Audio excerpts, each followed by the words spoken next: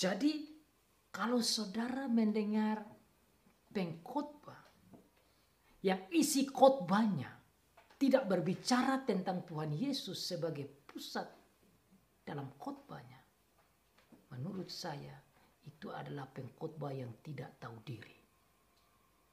Menurut saya itu bukan pengkhotbah yang alkitabiah.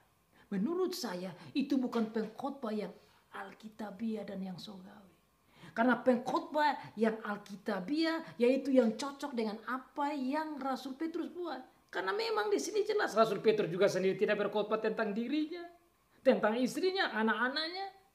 Tidak sama sekali. Yang dia khotbahkan hanya tentang Tuhan Yesus, janji-janji Allah tentang Tuhan Yesus, Tuhan Allah Bapa dan Roh Kudus.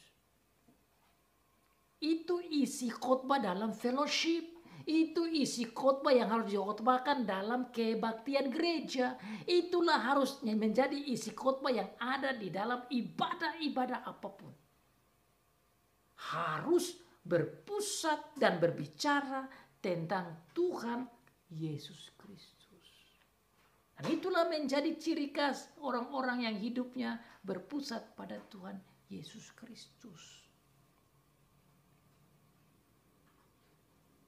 Tidak berkhotbah tentang hal-hal duniawi, tidak berkhotbah tentang olahraga, tidak berkhotbah tentang politik, tidak berkhotbah tentang ekonomi dan bisnis, tidak berkhotbah tentang hal-hal humanis, tidak berkhotbah tentang hal-hal sosial, tidak berkhotbah juga tentang hal-hal ekonomi dan lain sebagainya, tapi khotbahnya hanya berpusat pada pekerjaan Bapa dan Anak dan Roh Kudus. Itu haruslah menjadi isi khotbah. Kenapa saya omong ini? Ini penting. Karena dunia sekarang ini orang menjadi bingung dengan melihat gereja dan khotbah yang benar itu yang bagaimana. Hari ini saudara bisa belajar ciri khas orang yang mau hidup berpusat pada Kristus. Dia mau mendengar khotbah-khotbah dalam kebaktian, dalam gereja yang berpusat pada Kristus. Karena Tuhan Yesus juga bilang begitu kepada murid-murid waktu Petrus dia tanya siapakah aku, dia bilang engkau Mesias anak Allah yang hidup.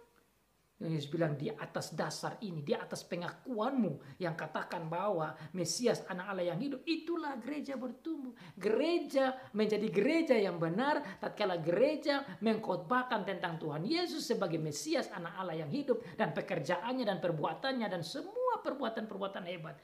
Itu dari dia itulah yang harus menjadi isi khotbah di dalam fellowship.